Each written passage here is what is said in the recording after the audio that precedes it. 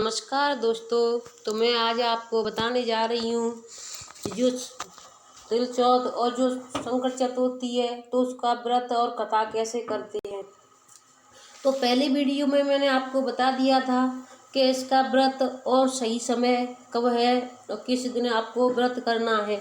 तो अब मैं आपको बताने जा रही हूँ कि इस व्रत की कहानी कैसे होती है। तो इस व्रत में एक सास थी और एक बहू थी। उस बहू को कोई बच्चा नहीं हुआ था, तो उसकी सास रोज उसे ताने मारती थी, कोई बच्चा नहीं हुआ है, कोई बच्चा नहीं हुआ है। और गणेश भगवान के पूजन भी करती थी, चतुर्थी का व्रत भी रखती थी। और हर दिन तो ऐसा रोज करती थी। तो उसकी बहू को लगा था कि ये रोज करती है हमारी सास, तो मैं भी क्यों ना इसका व्रत और पूजन करूं। तो उसने भी इस व्रत का शुरू कर दिया, व्रत और पूजन करना शुरू कर दिया और अपनी सास को कुछ नहीं बताया। तो उसने व्रत करने से पहले ही व्रत में जब पूजा करना शुरू किया तो उनको बोला कि मैं आपको सवा मन का तिलकुट चढ़ाऊंगी, आप मुझे कोई बच्चा दे दे। तो भगवान ने उसकी दोनों की प्रार्थना स्वीकार कर ली।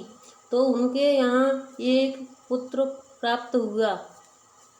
उस पुत्र प्राप्त को होने के बाद में जब सास ने अपनी मनोकामना पूरी कर दी और बहू ने अपनी सास को यह बात नहीं बताई कि मैंने भी अपने पुत्र के लिए कुछ मन्नतें मांगी थीं।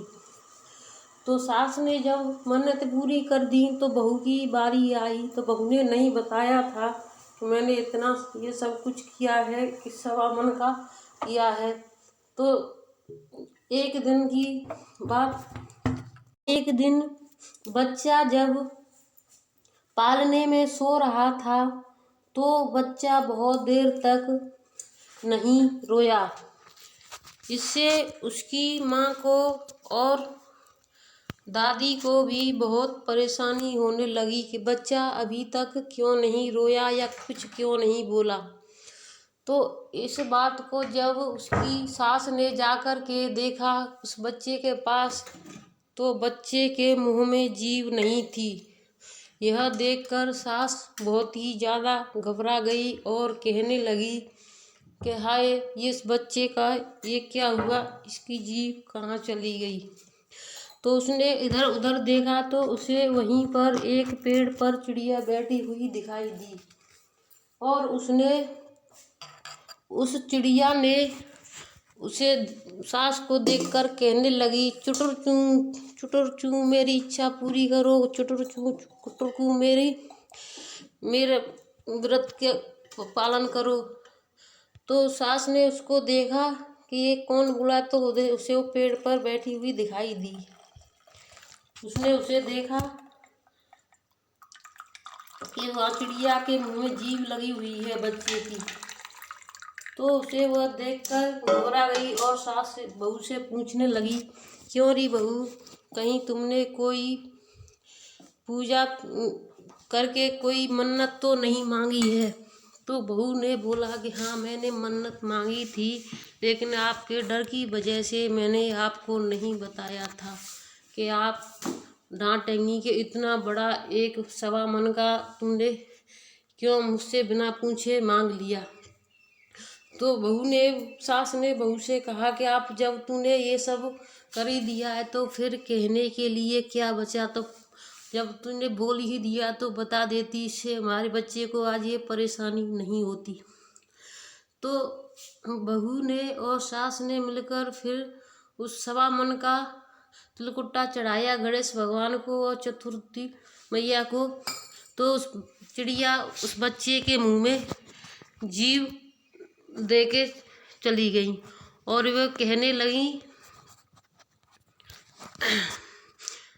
तो वो कहने लगी कि हे भगवान, जब मुझसे गलती हुई उसके लिए मुझे माफ़ कर दो और अगले से ऐसी नहीं होगी। तो ये माँ के शुक्ल पक्ष के चतुर्थी को ये व्रत किया जाता है। इस व्रत को माँ अपनी बच्चे की लंबी आयु के लिए करती हैं। जिनको संतानें नहीं होती हैं तो वो अपनी संतानों के लिए करती हैं। उस दिन से गणेश भगवान को, चतुर्थी मैया को 1 सवा किलो या 5.25 किलो या 1.25 मन या 1.25 कुंटल जो भी है वो सवा के हिसाब से ही चढ़ावा चढ़ता है। तो इस तरह इस कहानी का अंत होता है। जिस तरह गणेश भगवान ने और चतुर्थ मैया ने उसकी मनोकामना पूरी की, उसी तरह सभी की मनोकामना पूर्ण करे। जय गणेश महाराज, जय चतुर्थ मैया। अगर आपको कुछ भी कहना है तो हमारे कमेंट बॉक्स में जय माता दी लिखना ना भूलें। धन्यवाद दोस्तों।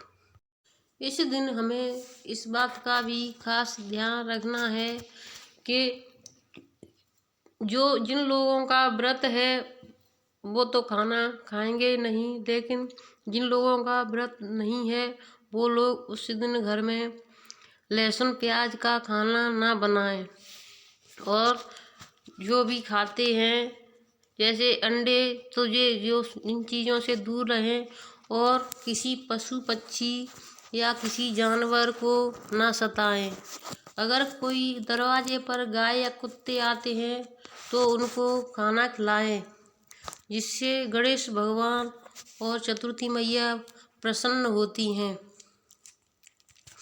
तो इस बात का आपको विशेष ध्यान रखना है कि हमें किसी भी जानवर या पशु पक्षी या किसी भी चूहे, बिल्ली, किसी कुत्ते को नहीं सताना है, चाहे कोई भी क्यों ना हो, क्योंकि इससे चूहा भगवान गणेश की सवारी है। तो इसलिए हमें किसी भी जानवर, पशु पक्षी को नहीं सताना है। तो इस बात का आप लोग पूरा ध्यान रखें और पूरी कहानी सुने। धन्यवाद।